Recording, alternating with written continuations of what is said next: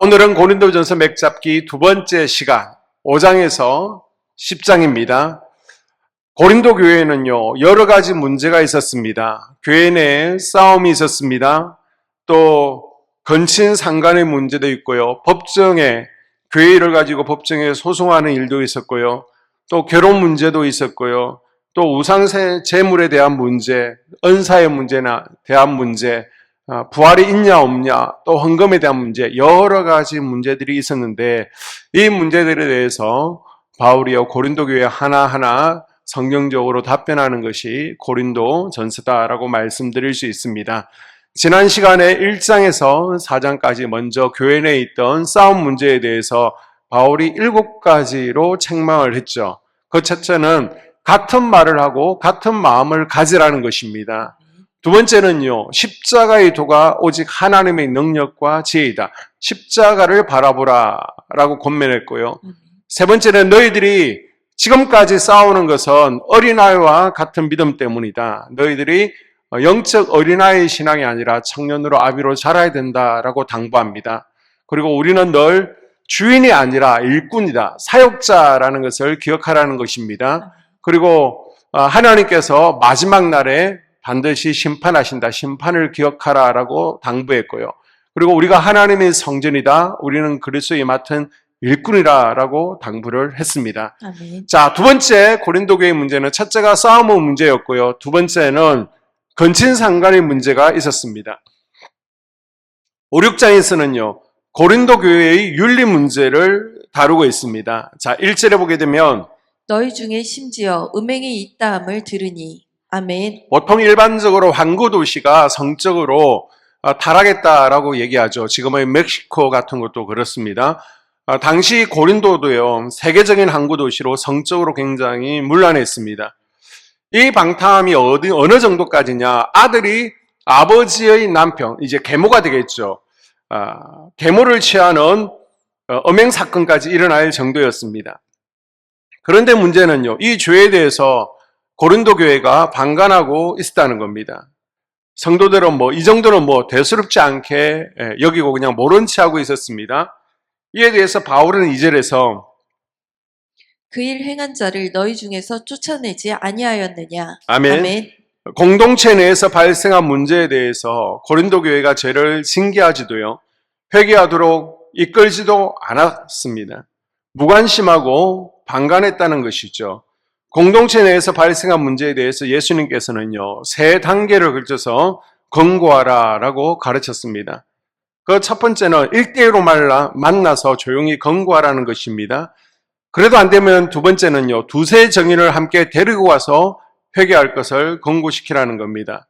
세 번째는 그래도 안 되면 교회가 그에게서 회개를 권고하고 안 되면 출교, 쫓아내는 겁니다. 바울은 고린도 교회가 음행을 저지른 자에 대해 예수님께서 가르쳐 주신 대로 3단계로 권고하지 않았음을 질책하고 있죠. 마태복음 18장 15절 이하에 보게 되면 예수님께서는요, 교회의 권고를 듣지 않았을 경우 공동체에서 출교시킬 것을 말씀하고 있습니다. 바울도요, 13절에서 음행한 사람에 대해서 교회의 처리는 출교라고 가르치고 있습니다.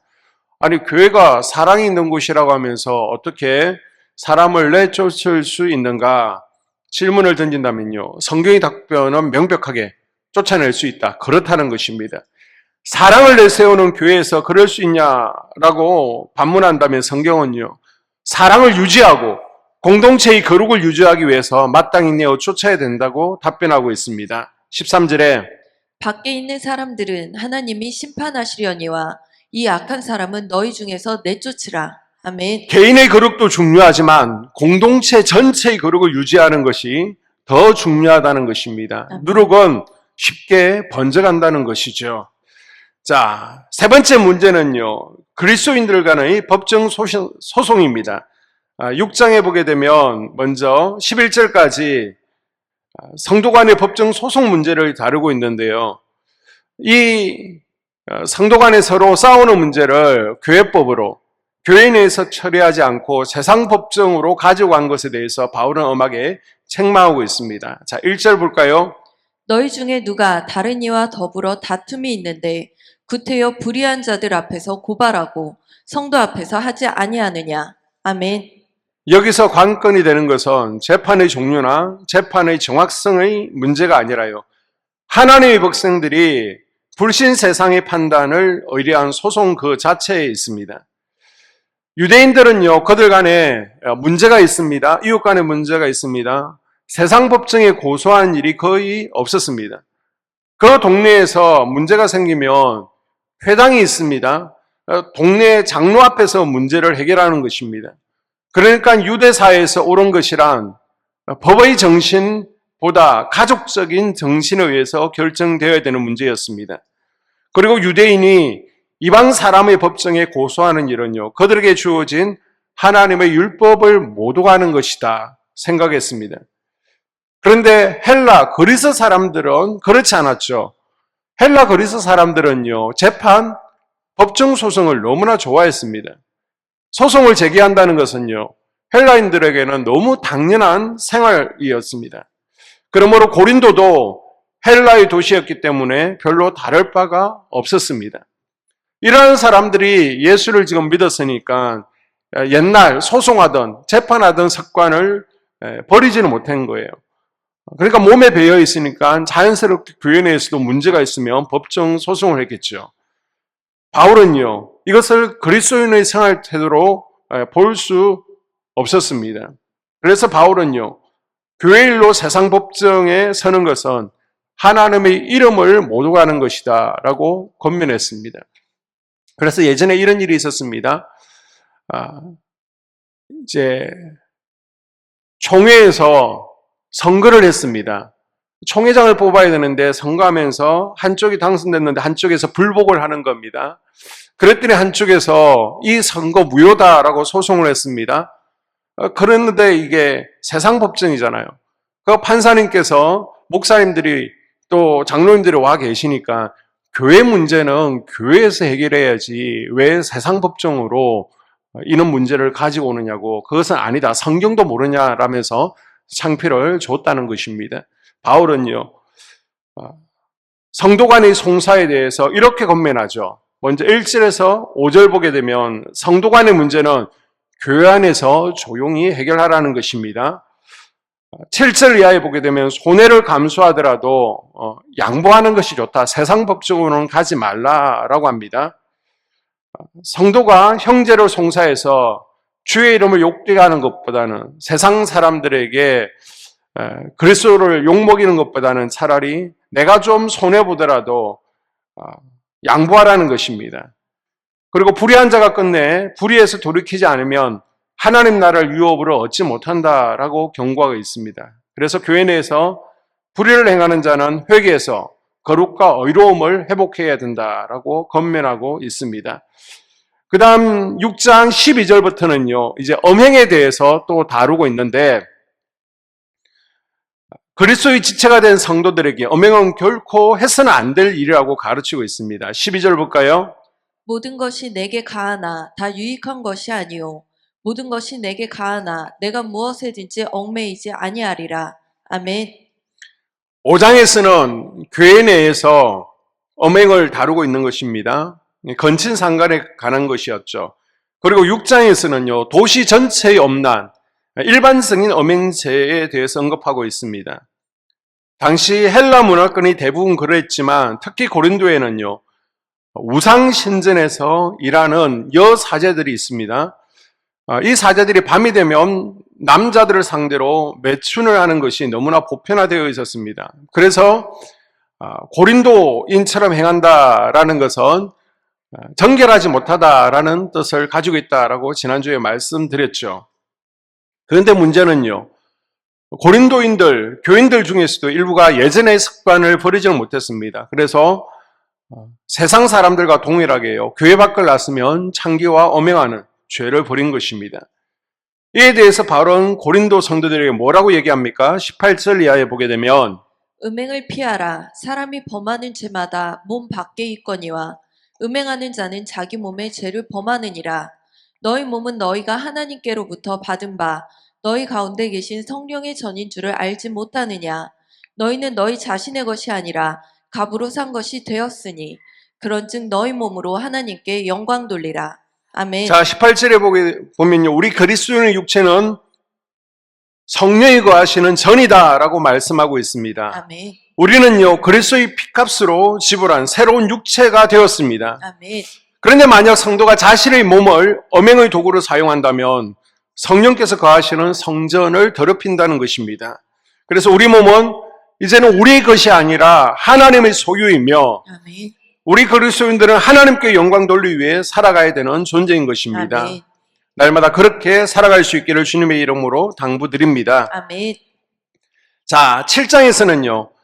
결혼에 대한 문제가 있습니다. 결혼을 해야 되는가? 이혼을 해도 가능한가? 이 문제인데요. 자, 앞에 1장에서 6장까지는요. 근로의 집 사람들을 통해서 바울이 전해 들은 것입니다. 개인적으로 전해 들은 고린도 교회의 얘기들을 지금 나누고 있는 것이고요. 그 다음 7장에서 마지막 장까지는요. 고린도 교회의 여러 질문에 대해서 답변하는 형식으로 진행되고 있습니다. 고린도 교회에서 아볼로 목사님을 데리고 올 때에 질문지를 써왔습니다. 그것에 대해서 차근차근 답변하고 있습니다. 그래서 7장에서는요. 결혼에 대해서 그리고 8장에서 10장까지는 우상에게 바친 제물을 먹어도 됩니까? 안 됩니까? 11장에서 14장까지는요. 예배 때 면사포를 써야 됩니까? 쓰지 말아야 됩니까? 15장에서는 부활이 있는 겁니까? 없는 겁니까? 그 다음 16장에서는요. 헌금에 대해서 다루고 있습니다. 고린도 교인들이요. 이런 질문을 하게 된 데는 두 가지 측면이 있습니다. 첫째는 그 당시에 극단적인 금욕주의와 또 임박한 종말론 사상으로 인해서 결혼하면 안 된다, 결혼할 필요가 없다라는 주장이 있었습니다. 두 번째는요, 당시에는 성적으로 타락한 헬라 그리스 문화의 영향으로 이혼이 많았습니다. 성도들 가운데 많은 수가 신앙의 이유로 이혼하는 예가 늘어났습니다. 이런 배경 속에서 고린도인들은요, 결혼 문제, 이혼 문제에 대해서 이거 어떻게 해야 되는 거야? 죄를 짓는 거 아니야? 곤란을 겪고 있었기 때문에, 혼란했기 때문에 스스로 답을 내리지 못하고 바울에게 답을 요청하게 되었습니다. 자, 이런 질문을 받은 바울은요, 개인적으로 권면하고 있습니다. 이제 이게 해답은 아니라는 거예요. 바울이 개인적으로 권면할 때 어떻게 권면하고 있습니까?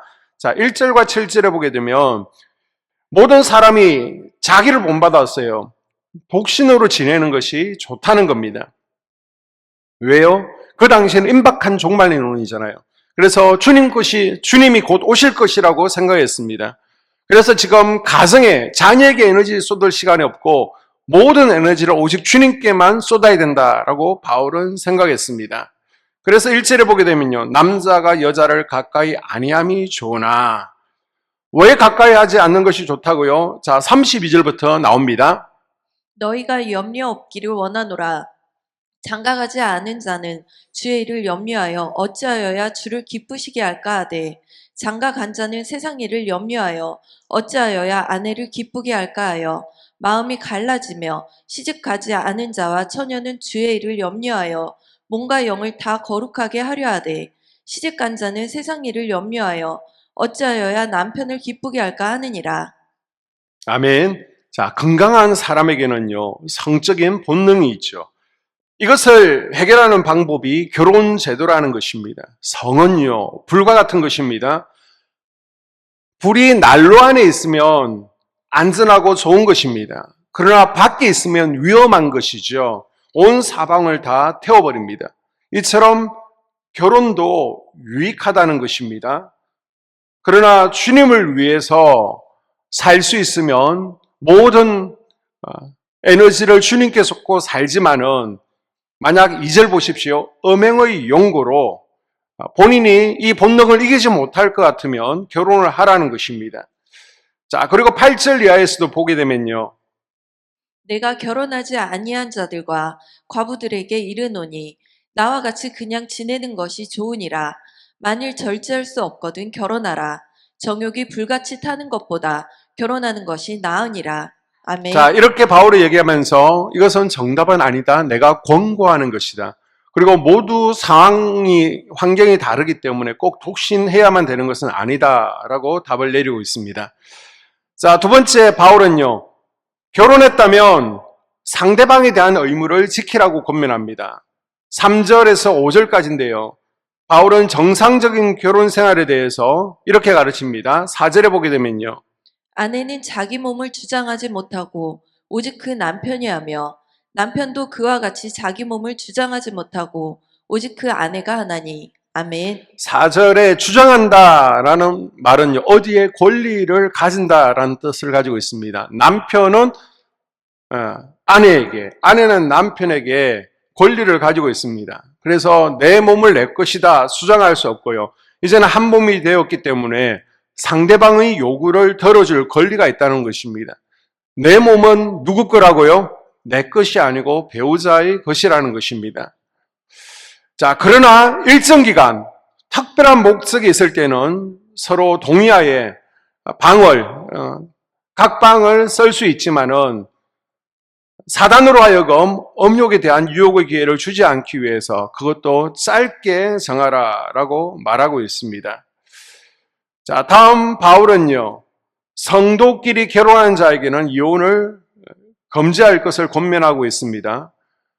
부부의 외도나 그리고 신앙이 달라서 도저히 신앙생활을 하지 못하게 할 때, 그럴 때 아니면 갈라서지 말라는 것입니다. 그리고 불신자와 결혼한 성도는요, 이렇게 믿음 생활을 방해하고 도저히 함께 생활하지 못할 것 같으면 이혼을 해도 되지만은 또 상대방이 계속해서 함께 살기를 원하면 이혼하지 말라는 것입니다. 좋으면 굳이 이혼하지 않아도 된다는 것입니다. 그러나 불신 배우자가 이혼을 요구할 경우에는 이혼이 가능하다라고 하죠. 15절 볼까요? 혹 믿지 아니하는 자가 갈리거든 갈리게 하라. 형제나 자매나 이런 일에 구애될 것이 없느니라. 그러나 하나님은 화평 중에서 너희를 부르셨느니라. 아멘. 내 남편이 믿지 않는다고 무조건 이혼해도 된다라는 것이 아닙니다. 신앙의 문제가 있을 때 부득이한 경우를 제외하고는 가능한 이혼을 피하라는 것입니다. 왜요? 믿음의 배우자가 신실한 신앙생활을 하는 것을 보여주는 겁니다. 남편을 위해서 잘 또 떠받들고요. 눈물로 기도하고요.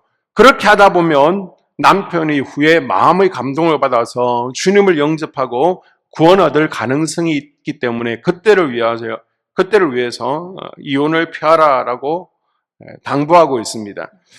그리고 또 7장에 보게 되면 과부의 재혼에 대해서 얘기하고 있는데요. 자, 40절 볼까요? 그러나 내 뜻에는 그냥 지내는 것이 더욱 복이 있으리로다. 아멘. 자, 사별했습니다. 그러면 원칙적으로는 혼자 사는 것이 좋다는 것입니다. 바울은 독신 생활을 말하고 있지만은 독신주의자나 금욕주의자는 아니었습니다. 바울이 말하는 독신은요, 그리스도를 향한 전적인 충성과 열정에서 비롯된 것입니다. 결혼하면 에너지가 분산되지 않겠느냐. 그래서 혼자 살아는 것입니다. 여러분 가운데도 보게 되면요, 왜 예배 못 나오세요? 남편이 교회 가지 못하게 했어요. 아니, 왜 빨리 가십니까? 집에 가서 애들 밥 해줘야 됐어요. 가정이 있으면 아무래도 가정의 에너지가 당연하게 분산되잖아요. 그런데 혼자일 때는 가정에 얽매이지 않고 모든 열정과 에너지를요, 주님을 위해서 쏟을 수 있거든요. 그래서 바울은 가능하면 사별했으면 혼자 사는 게 낫다. 그러나 재혼할 때에는 믿는 자와 재혼하라는 것입니다. 39절. 아내는 그 남편이 살아있는 동안에 매여 있다가 남편이 죽으면 자유로워 자기 뜻대로 시집갈 것이나 주 안에서만 할 것이니라. 아멘. 예. 성경은 계속해서 불신자와 하나 되는 것을 반대하고 있습니다. 재혼할 때에도 조건은 반드시 주 안에 씁니다. 그리고 재혼의 목적을 분명하게 하고 하라는 것입니다. 35절을 보게 되면요. 내가 이것을 말함은 너희의 유익을 위함이요 너희에게 올무를 놓으려 함이 아니니 오직 너희로 하여금 이치에 합당하게 하여 흐트러짐이 없이 주를 섬기게 하려 함이라. 아멘. 자, 이게 무슨 말이냐 그러면 재혼의 이유가 도저히 나 혼자 살지 못할 것 같으니까 경제적으로 기대기 위해서 다른 목적으로 하는 것이 아니라 35절에 재혼의 이유는요. 내가 주님을 더 잘 섬기기 위해서 동력자를 찾는다는 것입니다. 아멘. 그래서 고린도전서 7장의 핵심은요. 어떻게 해야 주를 기쁘시게 할까? 어떻게 해야 내가 더 주님을 잘 섬길까? 라는 것입니다. 결국 무엇입니까? 우리가 결혼하는 목적도 결혼을 통해서 주님을 더 잘 섬길 수 있는가? 기쁘시게 할 수 있는가입니다. 이혼도 재혼도 마찬가지라는 것입니다. 이것이 정말 하나님을 기쁘시게 하는 일인가? 이것이 정말 주님을 더 잘 섬길 수 있게 하는 것인가를 질문해 보라는 것입니다. 날마다 우리는 어떻게 주님을 더 잘 섬길 것인가? 어떻게 주를 더 기쁘시게 할 것인가? 고민하며 살아가는 하나님의 자녀들이 될 수 있기를 바랍니다. 아멘. 자, 다음 문제는요. 우상제물의 문제입니다. 8장에서 10장까지 고린도 교회 내에 우상제물을 먹어도 된다, 먹지 말아야 된다. 이 싸움이 났습니다. 자, 교회 온 지 얼마 되지 않는 믿음이 약한 사람들에게 우상제물을 먹어도 돼, 먹어라고 하는 이가 있습니다. 이 문제에 대해서 바울은 10장까지 그 답을 제시하고 있는데요. 배경을 보게 되면 고린도 교회는 우상 신전에, 고린도는요, 우상 신전들이 많이 있습니다. 10개 이상의 신전이 있었잖아요. 신전에 고기, 재물을 갖다 바칩니다. 그러면 사제들은 그 중에서 얼마를 가지고요? 너무 많잖아요. 그 나머지는 다 시장에다가 내다 파는 겁니다. 그러니까 결국 시장에서 유통되는 고기들은 어때요? 대부분이 신전에서 제사 지냈던 고기입니다. 일반 고기와 나눠 있지 않는 겁니다. 우상에게 바쳐진 제물과 일반 고기가 구분이 되지 않습니다. 그러다 보니까 성도들도 본의 아니게 우상 제물을 사 먹게 되는 경우가 발생하게 됩니다. 자, 이에 대해서 두 가지 입장이 발생하게 됩니다. 유대교에서 개종한 기독교인들은 우상 제물은 부정한 음식이라 절대 먹으면 안 된다는 거예요. 우상 제물을 먹으면 귀신이 함께 음식물을 따라 내 몸 안에 들어오기 때문에 절대로 우상 제물을 먹지 않겠다 하는 이들이 있습니다. 또 한쪽 이방인 출신들은요. 우리는 그리스도 안에서 다 자유하다. 우상은 아무것도 아니다. 우상 제물 먹는 거 아무 문제가 되지 않는다는 것입니다. 그래서 보란 듯이 우상 신전에 들어갔어도 또 시장에 가서도 아무렇게나 사와서 먹는 것입니다. 그러니까 연약한 자들이 그 모습을 보면서 실족하는 것입니다. 아니 어떻게 예수 믿는 사람들이 우상 신전에 바쳐진 고기를 먹을 수 있지? 예수는 믿었지만 아직까지도 우상도 하나의 신이라는 과거의 인식을 떨쳐버리지 못한 초신자들에게는요. 이것이 큰 갈등으로 와닿고요. 또 이것이 교회 내에서 두 갈래로 나누어져서 싸우고 있는 것입니다. 이것에 대해서 바울에게 조언을 구했을 때 바울은요. 우상 제물에 대해서 네 가지로 권면하고 있습니다. 첫째, 음식에서 자유하는 것이 일반적이라는 거예요. 자, 8장 8절에 보게 되면 감사하며 먹으라. 우상 제물도 근본적으로 하나님께서 만드신 음식이기 때문에 나쁜 것이 아니라는 거예요. 먹어도 전혀 상관없다는 것입니다.